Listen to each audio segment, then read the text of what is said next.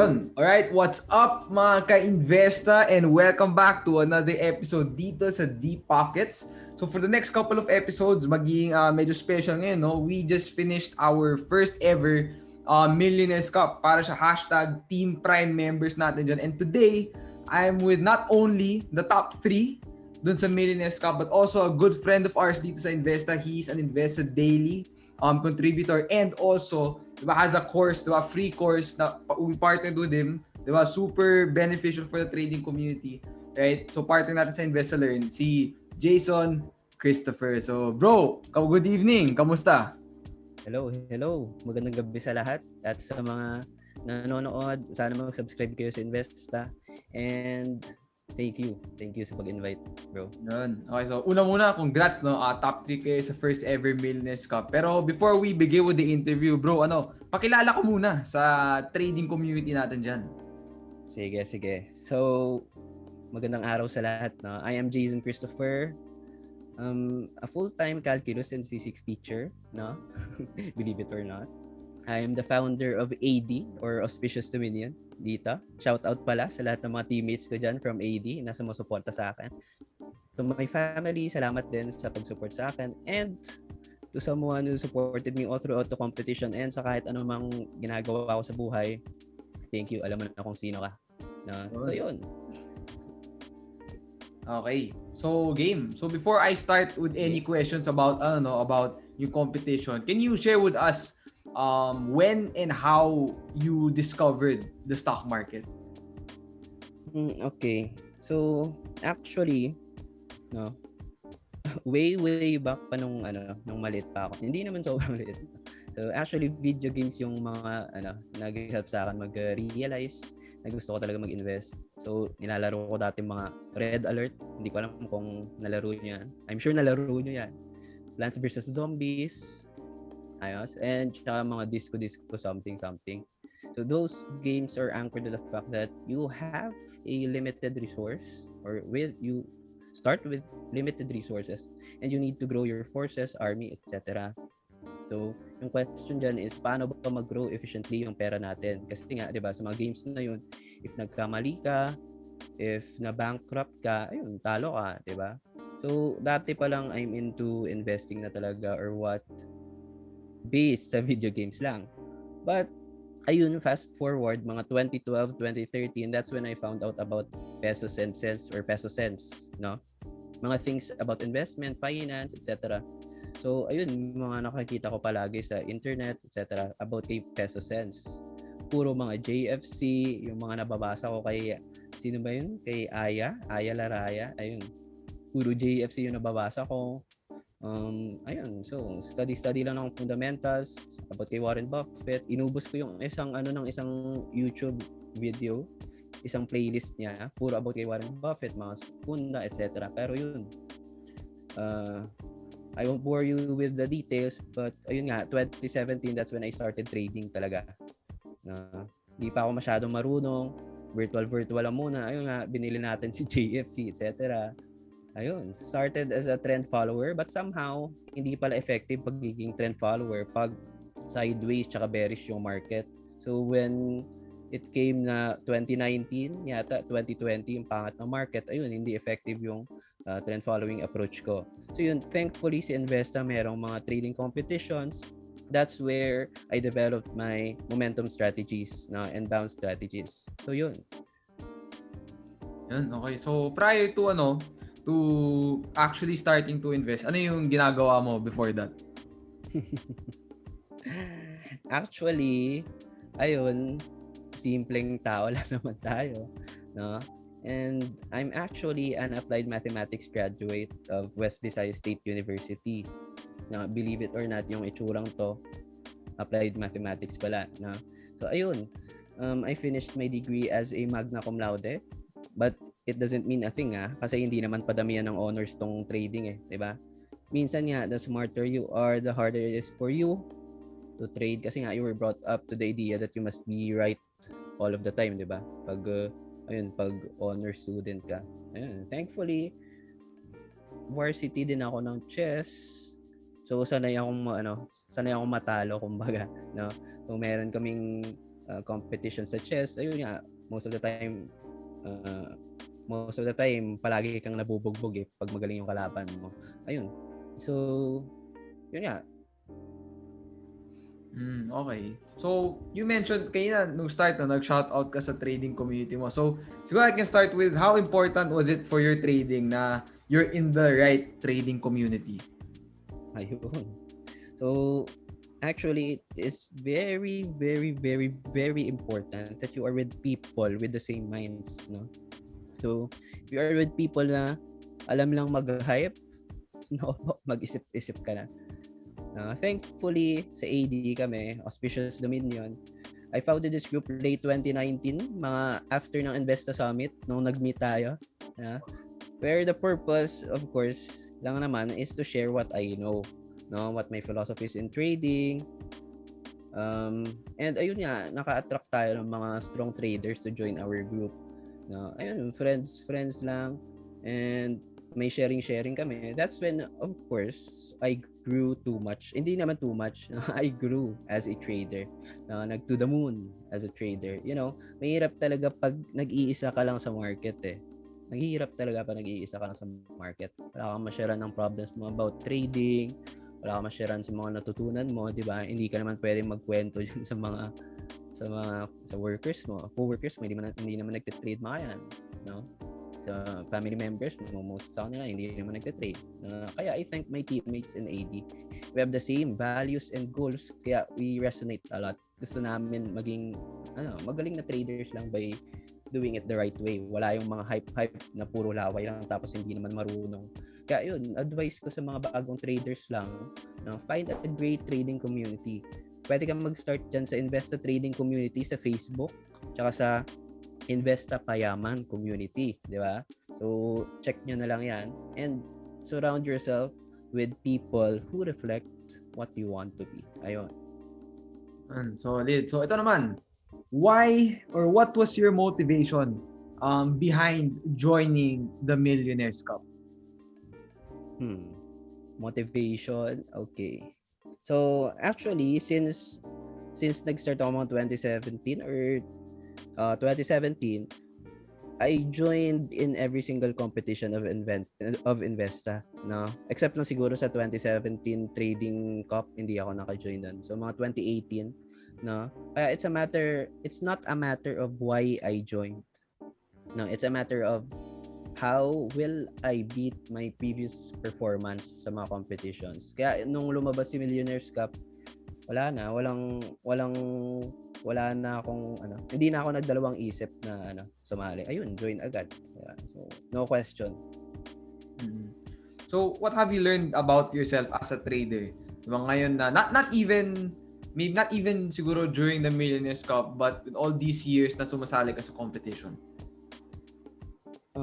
Okay. So, yun nga, sa mga competitions kasi dati, medyo, kung titignan ko yung mga competitions ko dati compared sa mga sinalihan ko ngayon, before, yung mga gains ko, mas malaki pa yung losses compared sa gains sa mga trading competitions, no?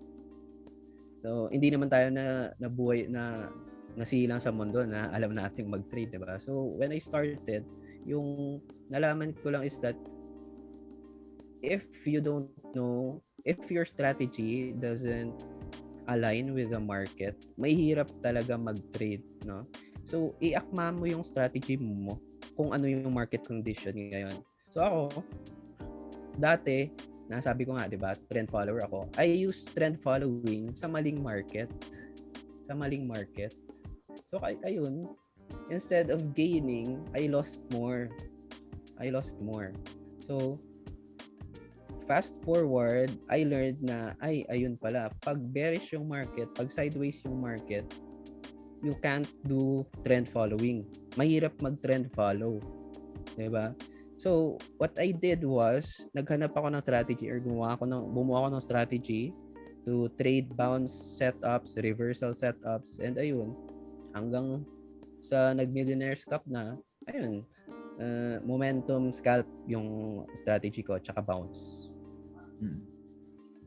Okay, so ngayon, sabi mo nga, you joined halos lahat ng competition si Investa since you started, no? So, would you recommend na kahit, let's say, newbie pa lang ako sa market, a couple of months, let's say, less than 6 months pa lang, would you recommend someone like me to join yung mga competitions ni Investa? Of course. Um, recommended talaga na mag-join sa mga trading competitions. Kasi isipin mo basically pag nag-join ka sa mga trading competitions, since virtual yung trading competition, basically parang wala kang risk na tinatawag. Wala kang risk na tinatawag. Ako, I have joined in as much as mga 20 competitions siguro ng Investa. Pati yung mga side competitions included na dyan sa 20. And 17 of those, hindi ako nanalo. No? 17, mga 80 to 90% ng sinalihan ko, hindi ako nanalo. Pero, nag-stop pa ako? Hindi. Kasi nga, parang endurance sports lang yung trading eh. Pag mahina yung loob mo, ayun, magsa-stop ka talaga eventually. And ayun nga, pag nag-stop ka, start ka na matalo, di ba? So, ayun. Mas madami pa nga yung negative port ko dun sa mga previous competitions kaysa sa winning. Pero it doesn't mean na hindi ka na nag-i-improve, no? So, i-check mo yung previous competitions mo kung ma-beat mo yung performance mo sa previous competitions. And thankfully, ayun nga, eventually as I join more and more competitions, na-improve ko yung skills ko. And ayun, wala kasing matatalo dito eh, 'di ba? Hindi ka naman natatakot na masira yung reputation mo kasi sikat ka sa community, parang ganun, 'di ba?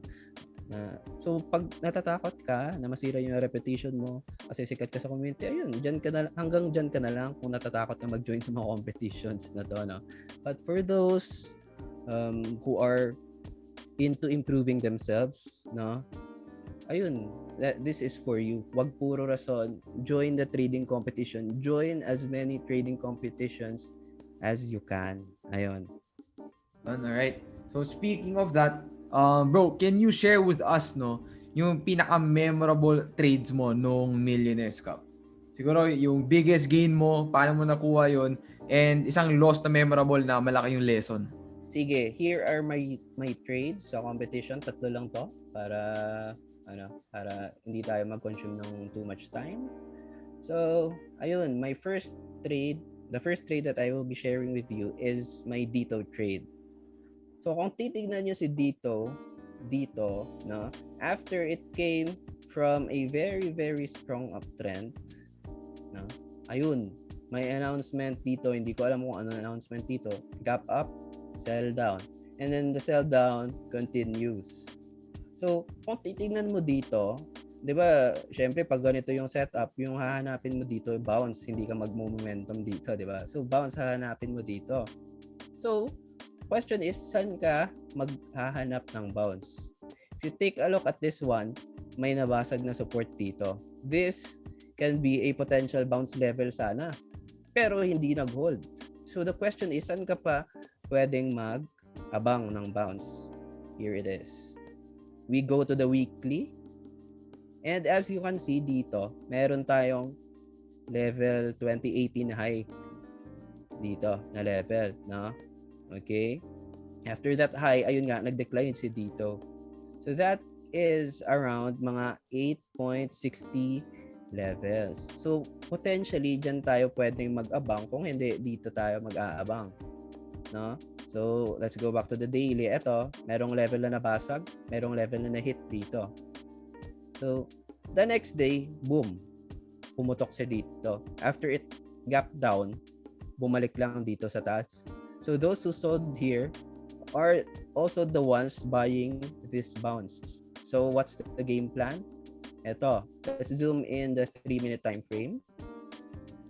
Dito, nag-open si dito at around 850 levels, no? It nagka-sell down pa ng maliit and then it came back up. So, I bought here at 850 dito. So, syempre inuna ko muna si virtual ko before yung trading accounts ko. So, bumili ako 850 tapos yung isang account ko average mga 860. Meron din isang account ko mga 880, 870 area na. no? So after ko bumili 850, ayun nga so hindi tayo chupetero dito during this time kasi major bounce yung inaabangan natin. Nag-hit ng high dito, nag-pull back, bumalik sa mga levels ng trading accounts ko. So what did I do? Nag-hold lang ako ng stock na to na 850 sa 850 kasi nga hindi pa naman nabasag yung low ng day, no? Hindi pa nabasag yung low ng day and the trend and the bounce is still intact. So I held here and then yun, nag-continue to this level and I sold here at 1090. So habang paakyat pa lang dito, actually kung nakikita nyo, 10 pesos, nabasag lang ng mabilis si 10 pesos. No? Pero ayun nga, since nabasag ng madali, nag-hold lang tayo. Kasi wala namang level dito sa 10 pesos eh. No? 11 pesos yung next level if you take a look at the graph of the chart. So ako, gusto ko sana mabenta dito above 11 pesos. No? So yung ginawa ko is that nilagay ko na yung mga accounts ko, yung dalawang accounts ko, pumila na ako dito sa 11 pesos. No? Pumila ako sa 11 pesos kasi hindi pa hindi pa naman masyadong makapal si 11 pesos. Ayun. So pumila ako sa 11 pesos, walang na-hit sa dalawang trading accounts ko. Walang na-hit. So after ayun na binabasag-basag yung 11, hindi ako na-hit. Ayun, nagka-sell down. Nagbenta ako ng virtual muna sa 1090 and then the rest binenta ko na dito. Ayun, nag-bounce lang and the rest is history na. Naging 11 plus pa yata si dito, no? So, I bought at 850, sold at 1090. That was around 26.71% gain or 86,540 pesos. So that is my dito trade. Next, David. Okay, eto si Davin. Imba, from 1034 high, naging 2.29. Imagine, kung nakabili ka ng 1034 and you sold at 229 or nag-hold ka pa hanggang 229, that is a negative 77.85% loss from the peak. Negative 77.85, imagine, parang nasunog na talaga yung account mo kung nag-hold ka pa dito. No? So naturally, ang tanong is, who the hell is selling? Sino yung nagbebenta dito? Ang pinakamalaking tanong. 'Di ba? Kasi na-halt dito si Davin, gap up, no? Tapos may nagbenta. So ang question, sino yung nagbebenta? Sino ba yung taga-benta dito? So naturally, of course, punta tayo sa Investajockey. Sa Investajockey, ito kung titingnan natin, we have two brokers that are selling. Walang awang nagbebenta. SB Equities tsaka si Tower, no? Itong dalawang to, kahit anong price binebentahan ng dalawang to. So, ayun, bagsak si Davin, no? So, what I did was nag-check ako sa PSE Edge and tinignan ko yung December 29, 2020 holders. So the holders were Regis, paano ba yun basahin? SB Equities and TowerSec. Si SB Equities and si TowerSec are the top holders and also the top sellers dito kay Davin. Now, kung titignan natin from December, December 29 to that day na bumili ako kay Davin, actually 92.65 M shares na yung binenta ni SB Equities, tsaka 10.66 M na yung binenta ni Tower, no? So, kung babalikan natin dito, yung laman na lang ng trading ng brokers na to, 17 M kay SB Equities, kay Tower 4 M. So, since the price is around mga 230 to 50, no, yung average price siguro, yung 20M nito times 2.5, mga 45M, tama ba? 22. Anyway, basta yan, mga 50M, ayun, mga 50M, and that can easily be overwhelmed by buyers, no? Kasi nga nag-aabang lahat sa bounce, sa major reversal, no? So yun. So I bought at around 240 dito, and meron tayong 3 pesos. No? Dito tayo sa 3 pesos. Actually, hindi ito nangyari sa akin. Hindi ito nangyari sa akin. Explain ko kung bakit. Actually, ito isa sa mga mistakes ko sa trading. I mean, sa trading competition. Isa to sa mga mistakes ko sa trading competition. I bought at around 240, no? Instead of having a 24.99% gain or around that, no, mga 20% gain, ito yung mga transactions ko. I bought at 240, binenta ko sa 2.51. I bought na naman ulit at 250, binenta ko na naman sa 2.65. And worse, after nito, after ng dalawang gains na to, I overtraded Davin.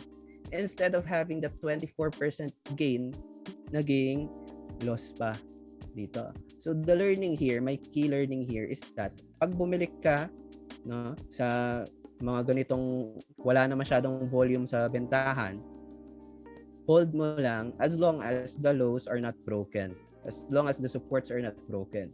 So dito kung na-hold natin sana, meron tayong around 20% gain. So that was my Davin trade, no? Memorable si Davin. So after this, medyo medyo sabi ko, kailangan ko na mag-rethink ng psychology, no? Okay, so next, eto, BSC. So I'm sure na trade din to ng mga traders sa Millionaires Cup. Eto, si BSC, it came from this mga multiple ceiling levels and then nagka-sell down.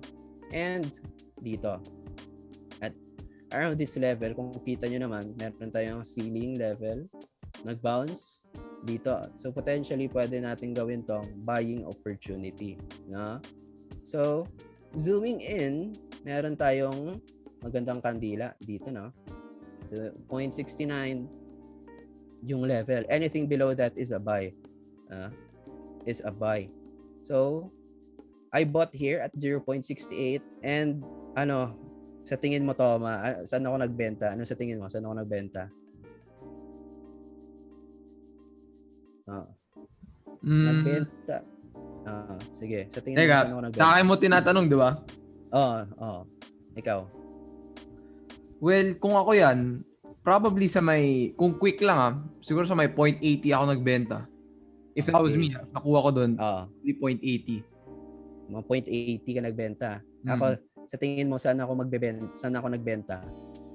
Tingin ko doon din. Tapos umangat, tapos na bad trip ka. Ewan ko lang. Okay. Actually, worse than that, bro. Ito, instead of around 32% gain, I bought at 0.68, I sold at 0.68 din. Imagine.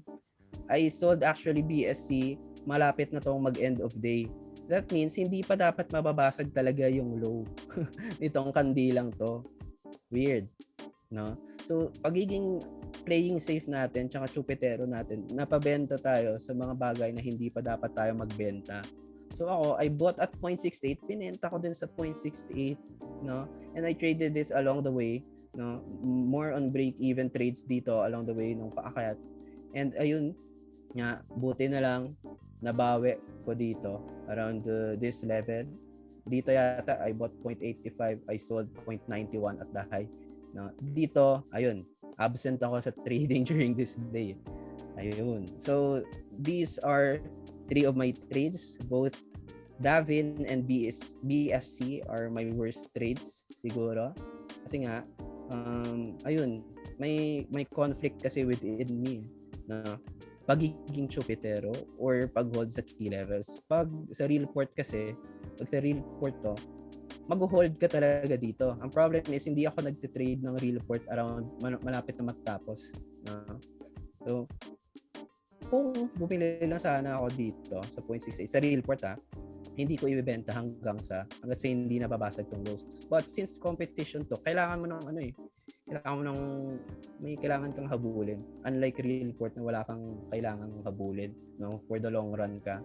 Dito may kailangan kang habulin. And that messed me up. That messed my strategy. 0.68 ayun, sold at 0.68. No? So at least we have a new learning. No? Huwag maging super chupetero pag hindi pa nababasag key levels. Ayun, so those are my trades. If you want to see more of this, kasi I will be breaking this down, all of my good trades and bad trades sa aking YouTube channel, you can subscribe na if you want. So, ayun lang, bro. I will be stopping the screenshot. Yun. Okay, thank you for sharing, bro. Okay. Sige, balik natin yung video. Yun. Ayun. Alright, solid. So guys, subscribe kayo sa channel ni Bro Geyzson. Alright. Gulat ako may presentation.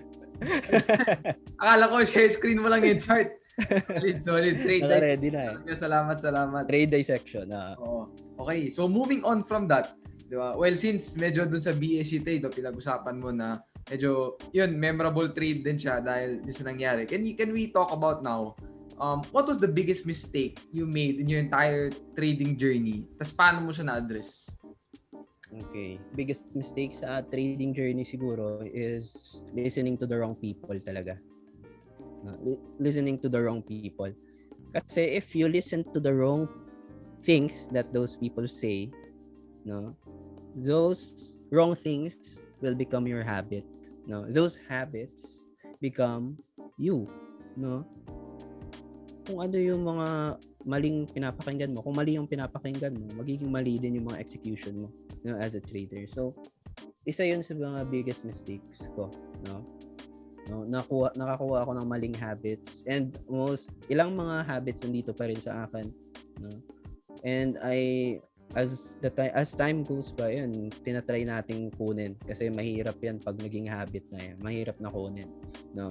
So, that's one of my biggest mistakes, and those ideas, no, are actually mindsets of a losing trader yung manakuha ko, no? So what I did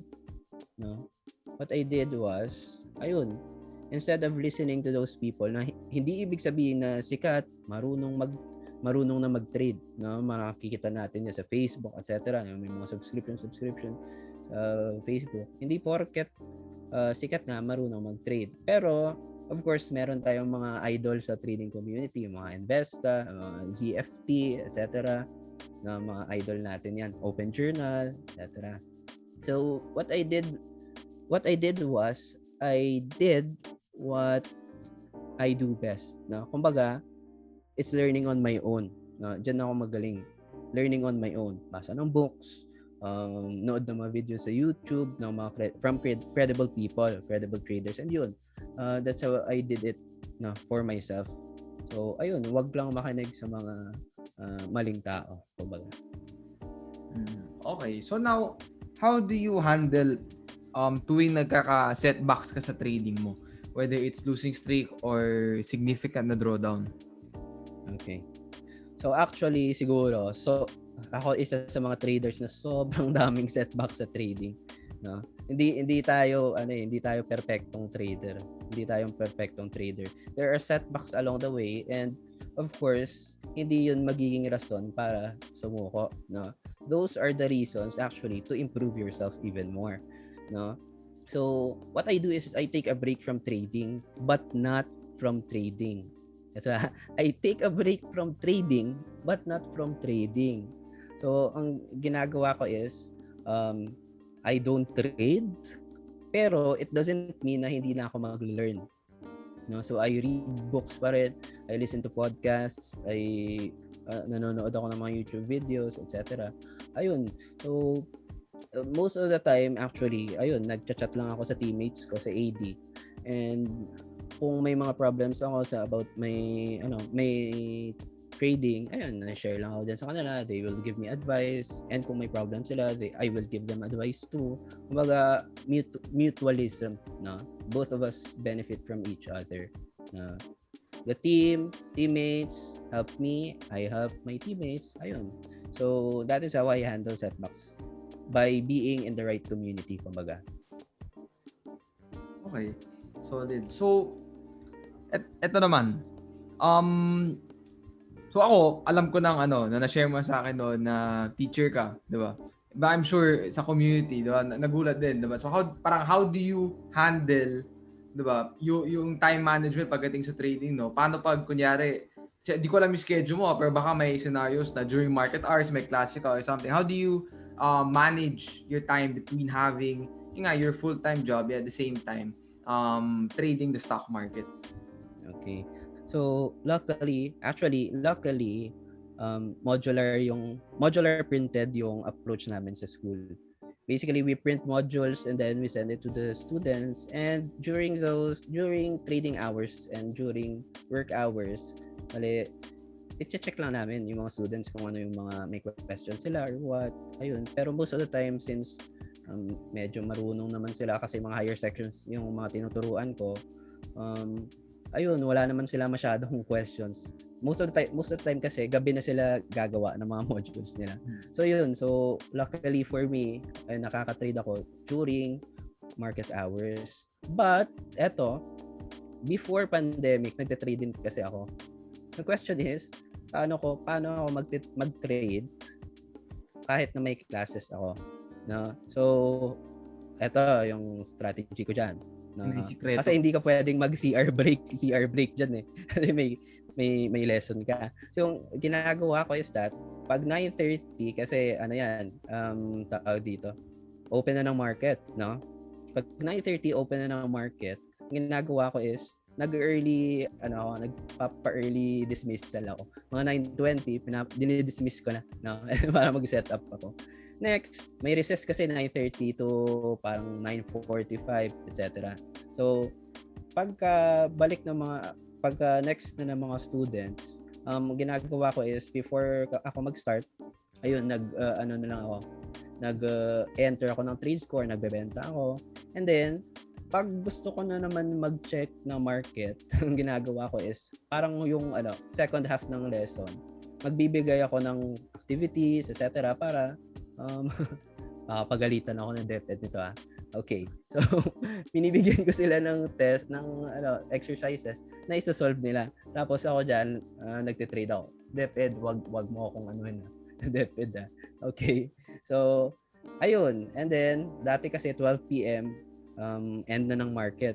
No? Tapos, continue naman 1:30. So, ayun. Parang the same setup lang. Every hour, every student, every period, nagbibigay ako ng mga exercise na medyo mahirap para matagal-tagal yung solvings nila. Ayun, nag-check tayo ng trades. Ayun. Yun. So, ito naman, na-curious lang ako, naisip ko yung question. Di ba, yung subjects sa tinuturo mo is calculus tsaka physics. Right? Yes. Tapos, chess varsity ka rin nung college. Those, yung mga bagay na yun, one way or another, nakatulong ba siya sa trading? Yung mga yung analysis doon? Parang na-curious lang ako, may connect ba? Oo. Actually sa applied mathematics, meron kaming mga regression analysis, may statistics kami, madami kaming statistics. Pero yung problem ko doon kasi hindi ako nakikinig sa mga teachers ko dati sa college sa mga statistics. Kaya yung paborito kong subject lang talaga, mga calculus, gano'n. Ayun ang paborito kong subject. So, yun lang yung pinapakinggan ko. Pag hindi ko trip yung subject, like mga Filipino, mababa yung grades ko dyan sa Filipino. No? Hindi ako nakikinig masyado. Sorry sa mga teachers ko dyan. Pero pag mga paborito kong subjects like calculus, etc., ayun, nakikinig ako. It helped me because kasi pag sa mga long problem-solving na processes na to, kailangan mo talaga ng patience. Kasi pag impatient ka, no, minsan kasi pag isang sign lang yung mali sa calculation mo, buong solution mo mali eh. So, what you do is after you solve, isa-isahin mo pa ulit yung yung tawag dito, yung solution mo kung tama or what. Kasi nga, pag mali, ayun, 1 point ka lang for the effort daw sabi ng teacher namin. So, yun, it helped me with the discipline side siguro of trading. Si calculus and physics, no? And sa chess naman, kasi nga, ayun, kasi meron kaming laro, mga 1 minute yung time. So 1 minute kami sa chess. So most of the time, of course, mananalo ka, matatalo ka din. So, ayun, by that, siguro dyan ako na-train na, ay, okay lang matalo kasi nga, meron pang next na game. No? So, ayun, parang trading lang talaga na hindi ka magte-trade in a trade by trade basis. Dapat isipin mo series of trades, no? Ano kaya yung result ng trades ko after a series of trades? Hindi yung itong trade na to, ano kaya result ng trade na to? 'Di ba? Hindi naman natin makokontrol every single trade eh.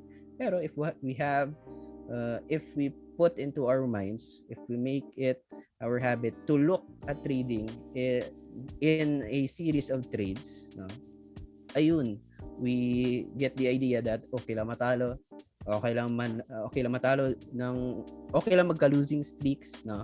Kasi nga that is part of your system, that is part of your edge. You let your edge play out kumbaga in a million sets of trades kumbaga. Ayun. So that is the contribution of calculus, physics and chess, no? Siguro sa akin. Yun, solid. Okay, so for our final 2 questions. Ito first. If you could tell your younger self one thing that you know now, doesn't have to be trading advice, pwedeng life advice, what would that one thing be? Siguro, okay, siguro sa trading lang sa trading. Huwag masyadong magmadali sa gains talaga. Ayan talaga. Nung nag-start pa lang siguro ako and tinuruan ko na, alam ko na hindi dapat magmadali sa gains. Ayun, medyo ma-mitigate ko dapat yung losses ko, no? So, madami kasing losing streaks along the way, etc. Yung mindset ko, sira-sira. Kasi nga, wala naman tayong mentor, etc. YouTube lang tayo, books lang tayo.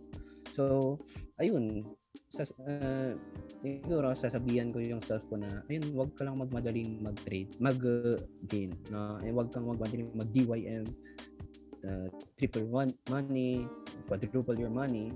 Actually, meron ako ngayon sa crypto. Nag-start ako mga April 1, no? And April 8 nung previous day, na DYM ko yung crypto ko. Pero, imagine, na DYM ko yung crypto ko in 8 days, but nagkamali ako ng isang beses, naging cocky ako sa trading. Instead of my limit sa leverage ko, ginawa ko times 30. And imagine yung ginawa ko, walang risk management, nag-all-in ako. And yung nangyari doon, recently lang to, nag-all-in ako, ayun, na margin call tayo, na-liquidate yung buong position. Luckily, maliit lang yung super test lang yun. Pero it doesn't mean na pag-test account lang, ayun nga, siguro ayun din yung isang factor na nag-all-in tayo kasi nga, super test account lang talaga yun. Saksi yung mga teammates ko dyan sa AP. So yun, wag lang magmadali, mag-double your money or triple your money. Play it out on the long run. Siguro, no?